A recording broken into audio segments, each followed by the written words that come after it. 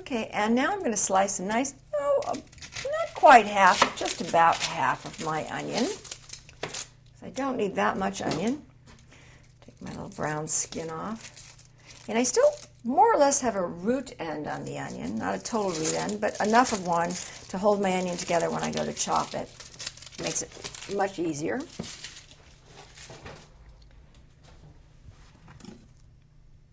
And I'm going to take it from this side. I don't know if you'll recall, but making a very thin slice up the side and being careful again. Using your palm as a guide. I've got 4 slices there, and I'm going to do some really thin slices, almost to the edge, but not quite, otherwise it'll fall apart. You can see at points it's already wanting to fall apart.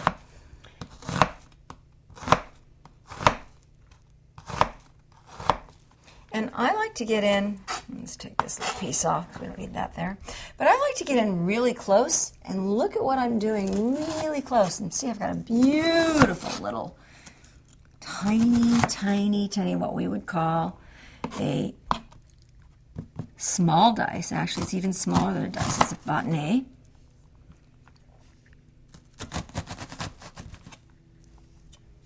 And it's twice the amount. Now, as I'm getting to the end, you notice it's getting a little harder. So I'm going to flip this over and just do some across the sides here. I don't really need much more than that. I'm going to take this little piece of onion. So this is going to go into my freezer, and I will use this for a stock later. But right now, let's get over to sautéing our mirepoix.